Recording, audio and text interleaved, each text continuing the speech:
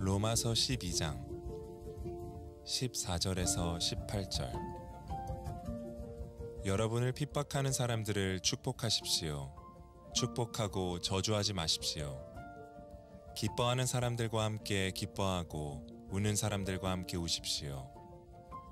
서로 마음을 같이하고 교만한 마음을 품지 말며 오히려 비천한 사람들과 사귀고 스스로 지혜 있는 채 마십시오.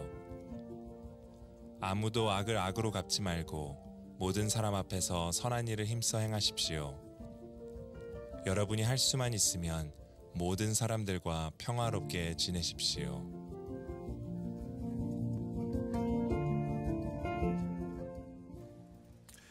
제가 젊은 청년들을 사역할 때 일입니다. 형제 2명이 있었는데 굉장히 친하게 지내다가 어느 날 의기투합해서 이제 서로 룸메이트를 하겠다라고 결심을 했습니다. 그래서 둘이 친형제는 아니지만 친형제 이상으로 모든 것을 공유하면서 살아갔습니다. 옷도 공유했고요, 공부도 같이 했고요, 늘 식사도 같이 하고 그렇게 둘이 아주 재밌게 살아갔습니다. 근데 어느 날 한 형제가, 그중 한 형제가 저한테 상담을 요청했어요. 그래서 저한테 와서, 목사님, 제가 너무나 인생이 괴롭습니다. 그래서 제가 물어봤죠. 왜 이렇게 괴롭냐? 그랬더니 제 룸메이트 때문에 내 인생이 없어진 것 같습니다 라고 얘기를 하는 거예요. 그래서 그게 무슨 소리냐, 너네들 잘 지내지 않느냐. 그랬더니 그 형제가 얘기하기를, 그 룸메이트 때문에 제 자신이 없어진 것 같아요. 왜냐면은 제 룸메이트는 저랑 모든 것을 다 같이 하기 원해요. 심지어는 친구들 만날 때도 같이 따라가기 원해요 라고 얘기를 해요. 그리고 밤마다 자기를 붙잡고 인생이 얼마나 괴로운지 하소연을 한대요. 하루 이틀은 괜찮았는데 그것을 계속 듣다 보니까 내가 없어진 것 같고 나는 저 사람의 인생을 사는 것 같다라고 얘기를 했어요. 그래서 저한테 얘기를 하는 거예요. 목사님, 결심했어요. 이제 절교를 하고 나가서 혼자 살 거예요. 그리고 그렇게 했습니다. 그리고 나서 그 남아있는 형제가 저한테 찾아왔어요. 그러면서 막 목소리를 높이면서 얘기를 하는데, 어떻게 그럴 수가 있냐고. 친형제도 아닌 사람을 내가 진심으로 대했는데 어떻게 나한테 이렇게 큰 상처를 줄 수 있냐고 라고 하소연을 했습니다. 오늘 이 얘기는 단지 그 두 형제의 얘기가 아니라 우리 모두의 얘기 아니겠습니까? 우리도 누군가에게, 요즘에 이걸 마상이라 그럽니다. 마음의 상처를 받습니다. 그런데 우리는 어떤 사람에게 마음의 상처를 받나요?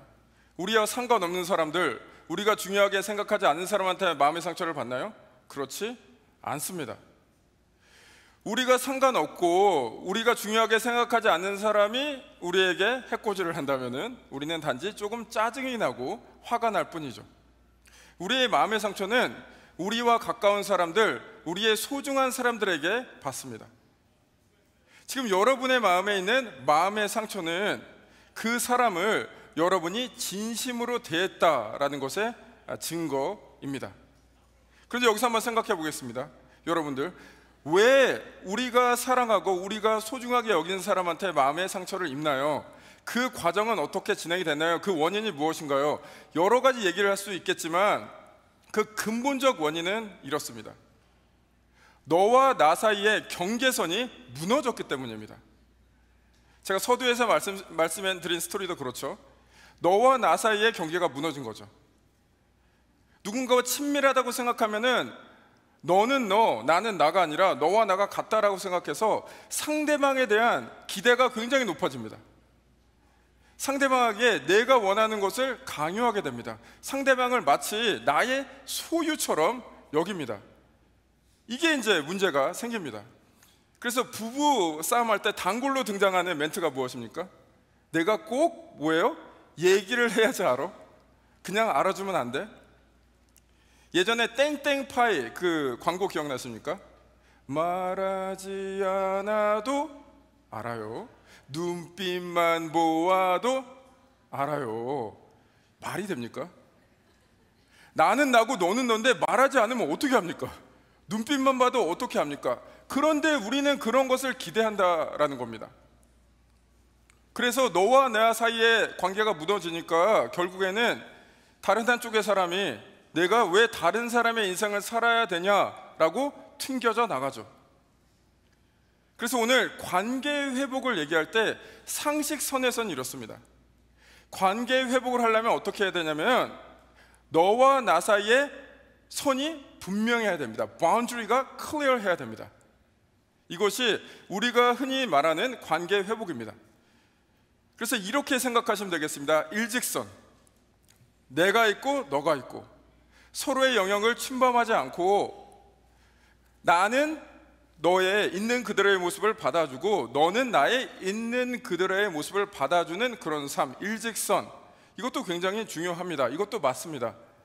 그런데 크리스천 관점에서의 관계 회복은 이것만으로 충분하지가 않습니다. 한 단계 더 들어가야 됩니다. 크리스천의 관계는 어떠냐면은 하나님이 있고요, 그리고 내가 있고요, 그리고 당신이 있습니다. 하나님, 나, 너가 조화롭게 어울리는 우리가 있습니다.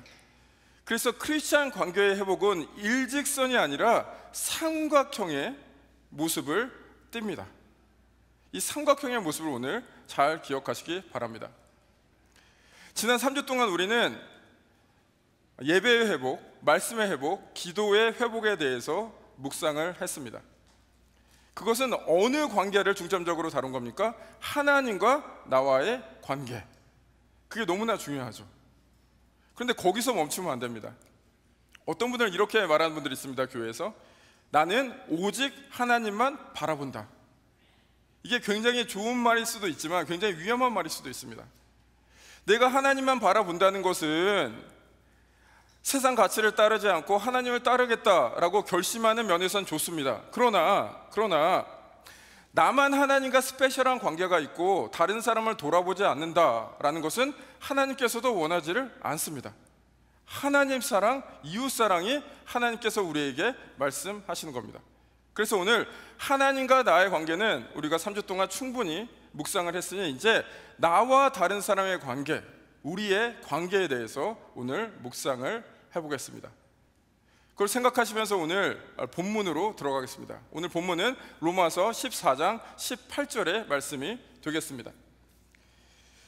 오늘 본문을 바로 들어가기 전에 본문의 배경을 잠깐 설명드린 다음에 오늘 본문에 대해서 말씀을 드리겠습니다. 오늘 본문으로 들어가기 전에 로마서 1장부터 11장 길게 사도 바울이 어떤 것을 얘기하고 있냐면 복음이 무엇인지에 대해서 아주 자세하게 설명을 하고 있습니다. 복음이란 무엇이냐면 핵심적인 건 예수 그리스도를 통해서 하나님께서 구원을 이루셨다, 완성하셨답니다. 그래서 이제 예수 그리스도가 다스린다라는 것이 복음의 핵심입니다. 죄에서 노예로 있었던 우리가 자유를 얻고 사망에서 생명으로 옮겼다라는 것이죠. 그게 1장부터 11장까지 아주 길게 얘기를 하고 있습니다. 그럼 오늘 본문에 있는 12장에서는 무엇을 얘기하고 있냐면은 이제 그 복음, 예수 그리스도의 다스리심을 우리가 우리의 생활에서 어떻게 담아낼 수 있는가를 얘기하고 있습니다. 이게 알듯 말듯 약간 알쏭달쏭하죠. 그래서 제가 이제 설명을 드리겠습니다. 이게 마치 이런 것과 같습니다. 여기 컵이 있습니다.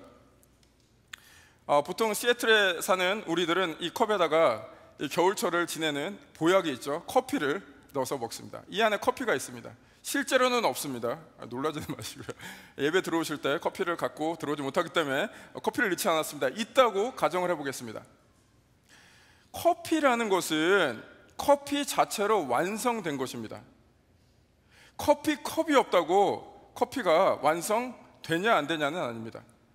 그러나 커피가 우리 입에 들어와서 향기로운 테이스트를 내고 카페인이 우리 몸 돌기 위해서는 커피를 컵에 담아서 마셔야 됩니다. 컵을 놓겠습니다. 복음이란 그런 겁니다. 우리가 하나님의 복음에 대해서 컨트리뷰트한 거, 우리가 그 파워업 된 거, 그 안에 우리가 행한 것은 아무것도 없습니다. 하나님께서 예수 그리스도를 통해서 완성하셨습니다. 그런데 이제 그 복음이 우리 삶에 담겨지기 위해서는 우리가 컵을 들어야 됩니다. 그리고 그 복음을 담아내야 됩니다. 오늘 12장에서는 그 컵에 대해서 얘기를 하고 있습니다. 그래서 굉장히 실제적이죠. 좀 더 좁혀서 들어와서 12장 14절에서 18절은 어떤 컵인가, 다른 사람과의 관계에 대한 컵에 대해서 오늘 얘기를 하고 있습니다. 그럼 오늘 본문으로 들어가면서 여러분과 제가 12장 14절 함께 한 목소리로 읽어보겠습니다. 시작. 여러분을 핍박하는 사람을 축복하십시오. 축복하고 저주하지 마십시오. 처음부터 우리가 담을 컵이 굉장히 어렵습니다. 우리를 핍박하는 자를 축복하래요. 이건 예수님께서 마태복음에 말씀하신 우리가 잘 아는 말씀 있지 않습니까? 원수를 사랑하라 라는 또 다른 말씀이 되겠습니다. 그럼 여기서 우리를 핍박하는 자는 누구인가? 그것에 대해서 이제 로마서로 들어가면은, 그 컨텍스트 속으로 들어가면은, 그 당시에 이 크리스천들을 핍박하는 사람들은 로마 제국에 있는 그 권력자들, 로마 병사들, 로마 시민들이었습니다. 이 로마서는 기본적으로 사도 바울이 로마 크리스천들에게 쓴 편지이죠.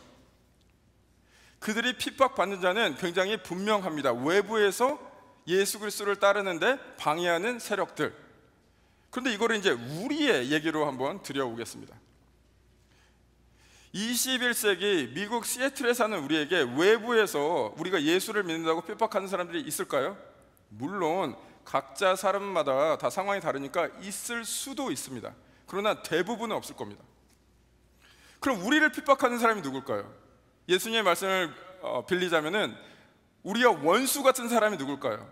우리가 그 사람 축복해야 되는데 누군지가 정확하게 규정이 돼야 되죠. 그 사람들이 누군지 제가 말씀을 드리겠습니다. 그 옛 어른들이 이런 얘기를 많이 했습니다. 일단 앞에 이 얘기를 하려면 이그 이러면서 한탄을 좀 해야 됩니다. 이그 자식이 뭐예요? 왼수다 라고 얘기를 하죠.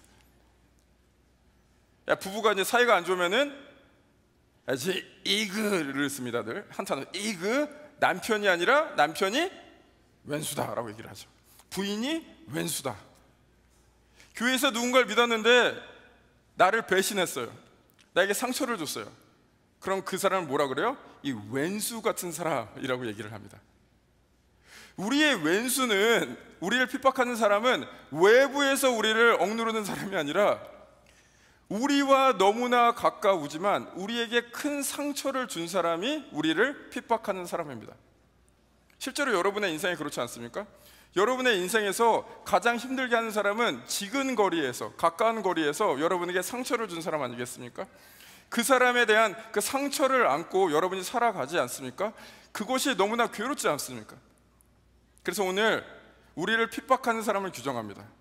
우리와 근거리에서 우리를 핍박하는, 우리에게 상처를 준 부모님, 자식, 남편, 부인, 그리고 우리가 한때 믿었고 절친했던 사람들이 우리를 핍박하는 사람들이다 라고 생각을 하시고 오늘 말씀에 임하시면 되겠습니다.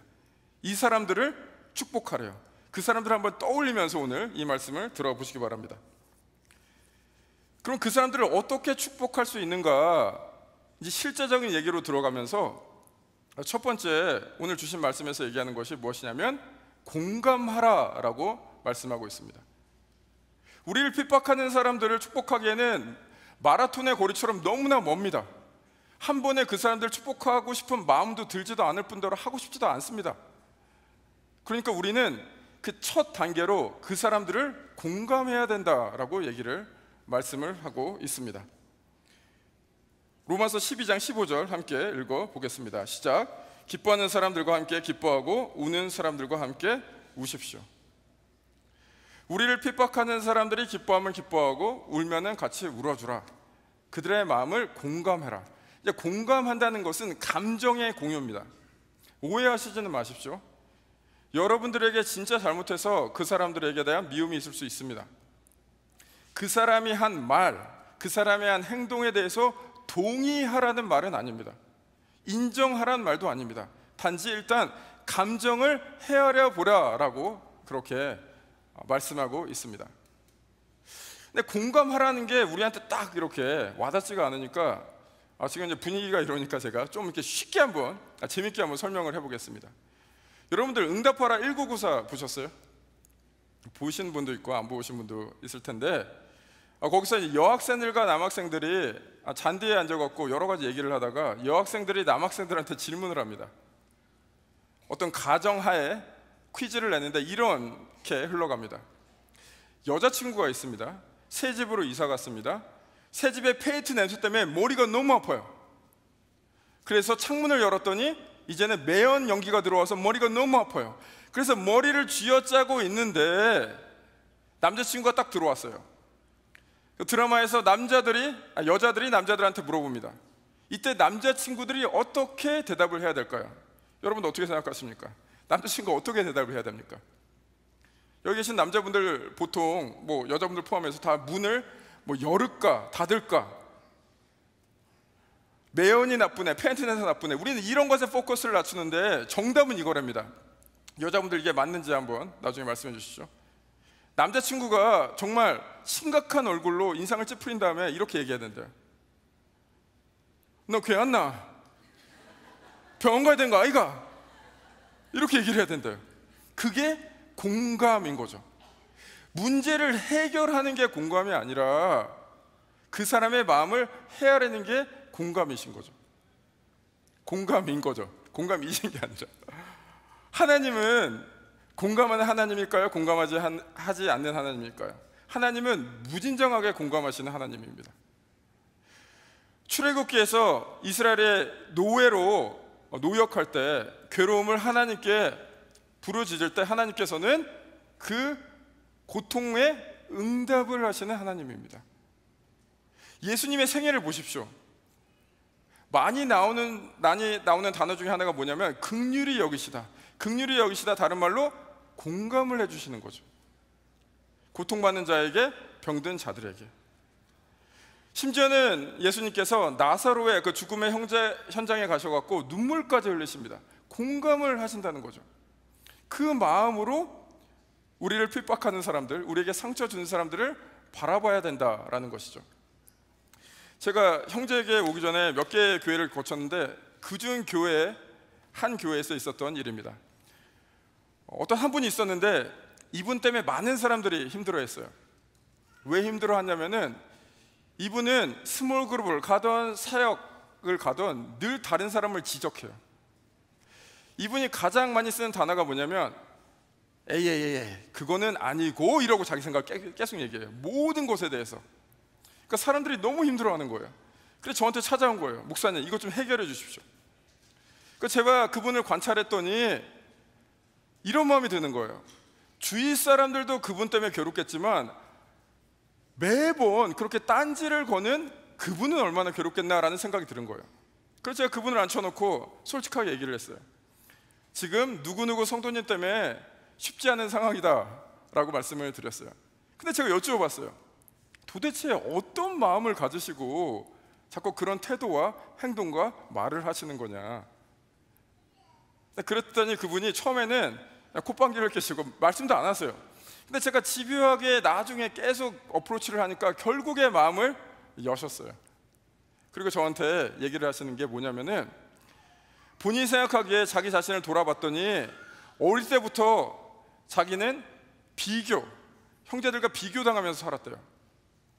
그래서 부모님의 그 사랑을 받고 싶은 인정 욕구가 너무 강했대요.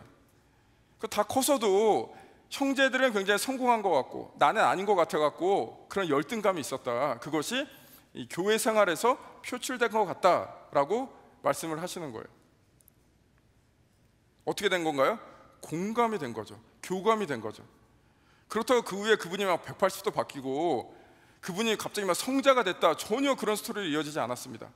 그러나 적어도 저와 그 스토리를 아는 사람, 교감을 한 사람을 그분은 단지 그냥 문제 있는 사람이다 라는 데 끝난 것이 아니라 그분을 좀 더 이해하며 감싸 안으며 기도하게 됐습니다. 여러분을 핍박하는 사람을 축복하는 첫 단계, 공감하라. 여러분, 공감의 길로 한 발짝 뛰시길 바랍니다. 두 번째, 첫 번째보다 좀 더 어렵습니다. 뭐냐면은 겸손하라입니다. 겸손하라. 12장 16절 함께 읽겠습니다. 시작. 서로 마음을 같이 하고 교만한 마음을 품지 말며 오히려 비천한 사람들과 사귀고 스스로 지혜 있는 채 마십시오. 공감한다는 것은 나 자신에게 포커스를 두는 것이 아니라 다른 사람을 한번 돌아보라라는 것인데, 겸손하라라는 것은 나 자신을 깊게 성찰하라, 보라라는 거죠. 겸손하다는 것은 자기를 비하하는 것이 아니라 다른 사람을 귀중하게 여기는 것이죠.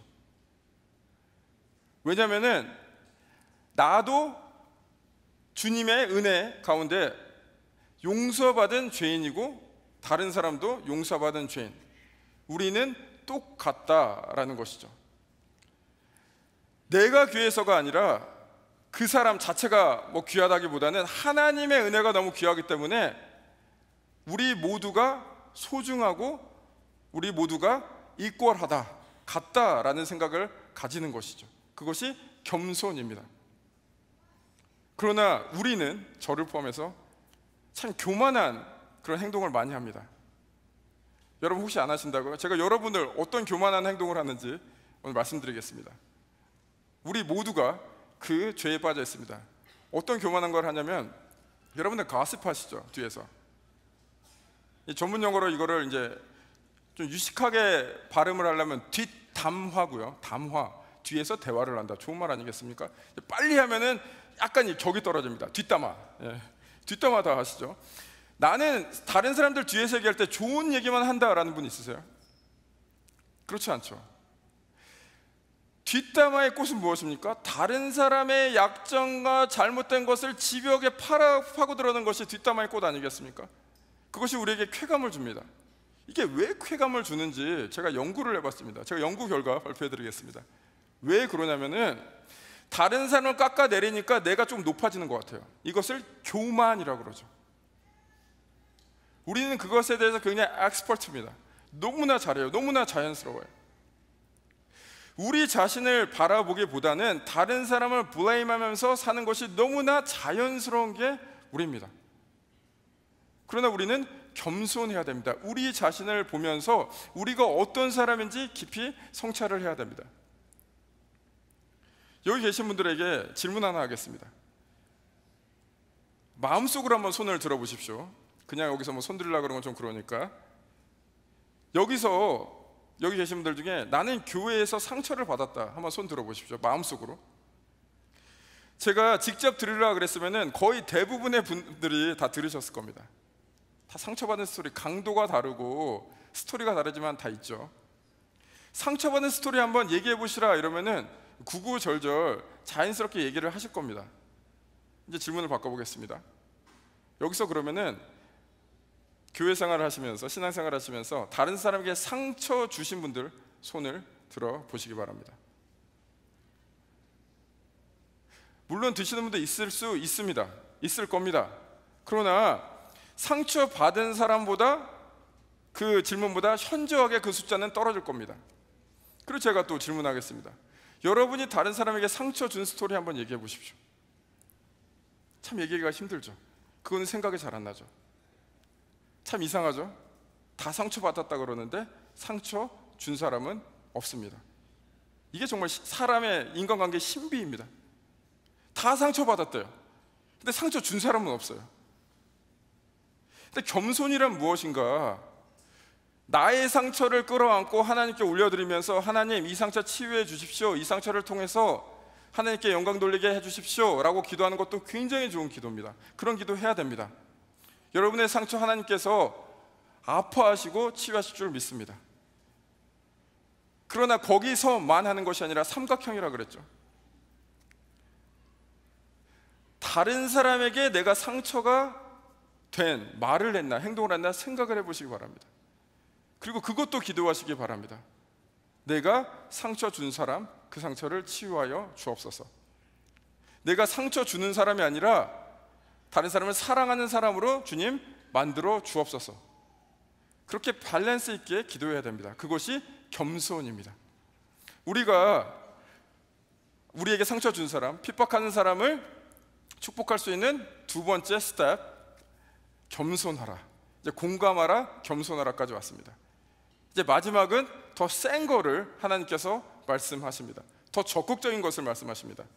세 번째는 무엇이냐면은 선한 일을 행하라 라고 말씀하고 있습니다. 선한 일을 행하라. 12장 17절 함께 읽어보시겠습니다. 시작. 아무도 악을 악으로 갚지 말고 모든 사람 앞에서 선한 일을 힘써 행하십시오. 나에게 상처 준 사람 한번 떠올리시기 바랍니다. 여러분 심정이 어떠세요? 여러분의 그 내추럴한 자연스러운 심정이 어떠세요? 나에게 상처 준 사람 똑같이 갚아주고 싶으세요? 아니죠. 2배, 3배, 4배, 가능하다면 6배로 갚아주고 싶죠. 똑같이 당해봐라로는 분이 안 풀리죠. 더 그냥 막 상처 주고 싶죠. 근데 오늘 말씀에서는 그 사람들에게 어떻게 대하라냐 그러면 악을 악으로 갚지 말고 악을 선으로 갚으래요. 그것도 아주 적극적으로 행하면서 갚으래요. 우리 얘기로 다시 돌아와서 악을 선으로 갚는다는 것은 반대되는 것을 주는 겁니다. 상처를 준 사람들한테 상처가 아닌 반대되는 것을 줘야 됩니다. 그럼 상처에 반대되는 것은 무엇일까요? 그럼 상처가 뭔지 알아야 됩니다. 그 마음의 상처. 마음의 상처는 여러 가지로 define을 할 수 있겠지만, 정의 내릴 수 있겠지만, 마음의 상처의 가장 기본적인 것은 거절, rejection입니다. 마땅히 사랑받고 보호받아야 될 부모님한테 거절당한 거. 너는 이것도 못하니 저것도 못하니 받아들여지지 않는 나. 마땅히 사랑하면서 살아가야 될 나의 와이프한테, 나의 남편한테 거절당한 나. 이제 당신의 그런 모습이 싫어서 더 이상 당신을 받아들일 수 없어요. 교회에 와서는 좀 날 줄 알았는데, 교회에서는 내 있는 그들의 모습을 받아줄 줄 알았는데 나를 거절하는 그 거절에 대한 상처가 우리에게 있죠. 우리는 그 상처를 받았습니다. 그러나 우리한테 상처를 준 사람한테 그대로 돌려주는 것이 아니라 우리는 그 반대되는 것을 돌려줘야 됩니다. 그 반대되는 것은 무엇일까요? 거절의 반대말은 accept, 그 사람을 감싸 안아주는 것입니다. 근데 이렇게 추상적으로 얘기하면은 이걸 실천하기가, 컵에 담기가 쉽지가 않습니다. 그래서 제가 아주 실제적인 것을 드리겠습니다. 어떻게 다른 사람을 감싸 안을까? 어떻게 선을 행하는가? 여러분에게 상처 준 사람한테 2가지입니다. 눈을 마주치시고 밥을 함께 드십시오. 눈을 마주치시고 밥을 함께 드십시오. 이게 눈을 마주친다는 것은 단지 그냥 아이 컨택을 한다는 것이 아닙니다. 지금 제가 여러분들과 아이 컨택을 하고 있습니다. 제가 더 밝고 이쪽이 좀 어둡기 때문에 아이 컨택이 잘 되진 않지만 또 제 눈이 뭐 그렇게 큰 눈은 아닙니다. 이게 찾기가 힘드시죠? 그렇지만 지금 아이 컨택을 열심히 한번 해보고 있습니다. 아이 컨택을 한다는 것은 무슨 뜻이냐면은 존재와 존재가 서로를 인정한다는 것입니다. 여러분들 갓난아이가 태어나잖아요. 그럼 엄마가 가장 커뮤니케이션 하는 그 첫 번째 스텝이 뭡니까? 아이와 눈을 마주치죠. 너무나 아름다운 일 아니겠습니까? 근데 꼴 보기 싫은 사람, 나에게 상처가 준 사람, 제일 우리가 먼저 하는 행동이 뭡니까? 눈을 쳐다보기가 싫어. 일단 그 존재를 인정하기 싫고 그냥 치워버려라 라고 하니까 아이 컨택을 안 해요. 여러분들 영화 아바타라고 보셨어요? 그 아바타에게는 그들만의 언어가 있습니다. 근데 그들이 다른 사람을 사랑한다라는 것을 어떻게 표현하는지 아십니까? 굉장히 아름답습니다. 뭐라고 얘기하냐면 I see you, 이렇게 좀 목소리를 높여야 됩니다. 밝게 I see you. 너무나 아름답지 않습니까? 나는 당신을 봅니다. 나는 당신의 존재를, 가치를 존중합니다. 이제 단지 공감하고 겸손할 뿐만 아니라 적극적으로 나서야 되는데 그 사람들과 한번 눈을 맞춰 보십시오. 이제 눈을 맞춘 다음에 2번째로 하실 게 뭐냐면은 밥을 드셔야 됩니다. 밥 먹는 게 굉장히 중요합니다. 밥 먹는 게 얼마나 중요하냐면은 예수님께서 이 땅에 오셔갖고 하나님 나라에 대해서 선포하시고 가르치시고 또 고치시고 여러 가지 일을 하셨습니다. 근데 그 중에 했던 사역 중에 가장 중요한 사역 중에 하나가 뭐냐면 밥상 공동체, 사람들이랑 밥을 드셨어요. 밥을 먹는다는 것은 단지 음식을 나눈다는 것이 아니라 생명을 나누는 거예요. 누구나 밥은 다 먹어야 돼요. 밥 안 먹고 살 수 있는 사람 없어요. 생명을 나눈다, 가장 중요한 걸 나눈다라는 것에 형상화가 밥을 먹는 거예요. 그래서 여러분이 선한 일을 적극적으로 할 때 상처 준 사람에게 눈을 맞추고 밥을 드셔 보시기 바랍니다. 제가 또 이렇게 얘기하고 하면은 그냥 너무 추상적이니까 그 프랙티스를 어떻게 하느냐, 저랑 하시면 됩니다. 저랑. 저도 여러분들 힘들게 하죠. 아닌가요? 오늘부터 저한테 와서 눈을 맞추고 밥 먹자 하시는 분들, 저를 힘들어했던 분이라고 간주를 하겠습니다. 저랑 일단 이제 눈을 마주치고 밥을 드시는데 메뉴도 정해드리겠습니다. 프랙티스 하시라고. 메뉴는 가장 크리스찬적인, 제가 가장 좋아하는 청국장, 헤븐리 푸드, 헤븐리 장. 저는 청국장을 드시면서 프랙티스를 한번 해보시기 바랍니다. 그리고 진짜 용기 내서 여러분을 핍박하는 사람, 상처 준 사람과 눈을 마주치고 밥을 드시기 바랍니다. 선한 일을 행하라 라고 하나님께서 말씀하십니다. 이제 우리를 핍박하는 사람을 축복하는 세 단계까지 갔습니다. 그리고 나서 오늘 말씀 이렇게 맺게 됩니다. 12장 18절 함께 읽어보시겠습니다. 시작. 여러분이 할 수만 있으면 모든 사람과 평화롭게 지내십시오. 할 수만 있으면 모든 사람과 평안히 지내라. 그럼 할 수 없으면 하지 마라. 하기 싫으면 안 해도 된다라고 얘기하는 게 아닙니다. 그게 포인트가 아닙니다. 할 수만 있으면 모든 사람과 평화롭게 지내라는 것은 모든 사람과 평화롭게 지내는 것이 얼마나 어려운가를 하나님께서 다시 한번 리마인드 해주고 계시는 거예요. 얼마나 힘듭니까? 근데 다시 이제 삼각형으로 돌아갑니다. 하나님이 계시고 내가 있고 다른 사람이 있고 우리가 조화롭게 돼야 된다라고 말씀을 드렸습니다. 나와 다른 사람이 평화롭게 될 수 있는 그 원동력은 무엇이냐면 하나님이 가운데 계시기 때문입니다. 하나님께서 우리를 먼저 사랑했기 때문입니다.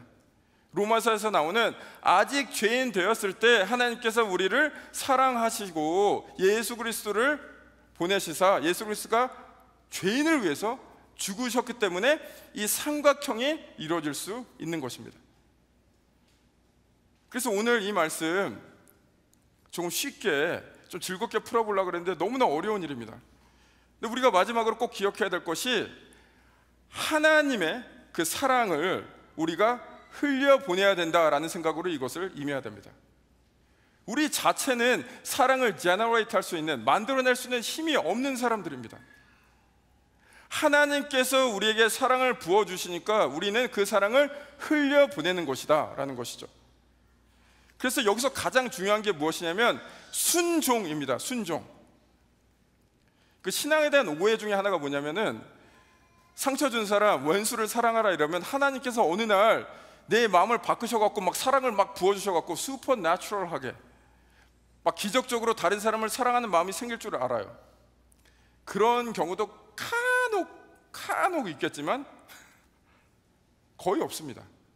하나님께서 어떻게 역사를 하시냐면은 우리가 하기 싫어도 순종을 할 때 하나님의 사랑이 우리를 통해서 나타납니다. 그래서 사랑이라는 것은 진심이라기보다는 순종입니다. 성경에서 사랑을 뭐라고 얘기했죠? 고린도전서 13장에 사랑은 오래 참고 버티는 겁니다. 사랑은 버티는 겁니다. 진심이 들 때까지 기다렸다가 사랑을 하려면 이 세상에 사랑할 사람 아무도 없습니다. 오늘 하나님께서 말씀하신 이 말씀 지킬 사람, 이뤄낼 사람 아무도 없습니다. 싫어도 해야 되는 겁니다. 우린 참 신앙을 감정적으로 하죠. 마음이 동할 때까지 기다리죠. 막 몰입이 될 때까지 기다리죠. 근데 꼭 기억하십시오. 신앙이라는 것은 먼저 움직인 다음에 감정이 생기면 그 감정을 잇는 것이지 감정대로 하는 것은 아닙니다. 다시 한번 말씀드리겠습니다. 신앙생활이라는 것은 감정대로 우리는 흔히들 많이 움직이는데 우리의 몸을 먼저 움직이고 그 움직일 때마다 감정이 생기잖아요. 그 감정을 잇는 것이, 커넥트하는 것이 신앙입니다. 그것이 순종하며 가는 길입니다. 오늘 말씀을 마치면서 이 말씀 꼭 드리고 싶습니다. 여러분들 순종하시기 바랍니다. 이제 여러분의 삶에서 여러분의 컵을 꼭 이렇게 드시기 바랍니다. 이 컵에 하나님의 사랑을 가득 담아서 여러분도 마시고 다른 사람들에게도 이 하나님의 복음의 커피를 주시길 바랍니다. 복음이라는 게 저 멀리 떨어져 있는 것이 아니라 컵에 담기지 않은 커피처럼 여기저기 흩어져 있는 것이 아니라 우리가 맛볼 수 있고 다른 사람을 맛보게 할 수 있는 것이라는 것을 꼭 생각해 주시길 바랍니다. 오늘 이 말씀을 듣고 컵에 하나님의 사랑을 받아서 여러분의 상처를 줬던 사람들, 핍박하는 사람들에게 달려가실 여러분들을 응원합니다. 함께 기도하겠습니다. 자리에서 다 일어나시기 바랍니다.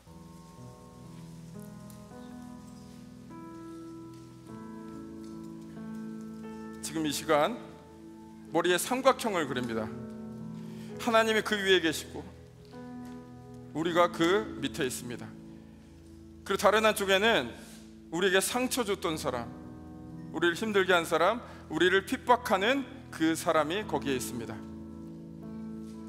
이제 그 삼각형이 밸런스 있게 온전해질 수 있도록 우리가 공감하며 겸손하게 선행을 행하며 나아가겠다 결심하시길 바랍니다. 이제 우리의 컵에 하나님의 사랑을 가득 담아서 그 하나님의 사랑을 우리도 맛보고 다른 사람을 맛보게 하겠다라고 결심하시며 나아가시길 바랍니다. 함께 기도하겠습니다. 주님, 이 시간 주님께 완벽한 모습이 아니라 멋진 모습이 아니라 있는 그대로의 모습으로 나아갑니다. 우리에게 상처 줬던 사람 생각하면 너무나 분합니다. 밉습니다. 가슴이 아픕니다. 그러나 오늘 주신 말씀처럼 아프고 억울하고 힘든 것에 멈추는 것이 아니라 주님의 사랑 힘입어 공감하며 겸손히 선행을 행하며 나아가려 합니다. 그 가는 길 주님께서 더욱더 이끌어 주시고 주님의 함께 하심을 보여주시고 주님의 역사하심을 보여주시옵소서. 주님의 역사하심이 다른 사람의 얘기가 아니라 우리의 얘기가 될 수 있도록 주여 함께하여 주시옵소서. 이 모든 말씀 우리 주 예수 그리스도의 놀라우신 이름으로 기도드립니다. 아멘. 하나님께 영광의 박수 올리시겠습니다.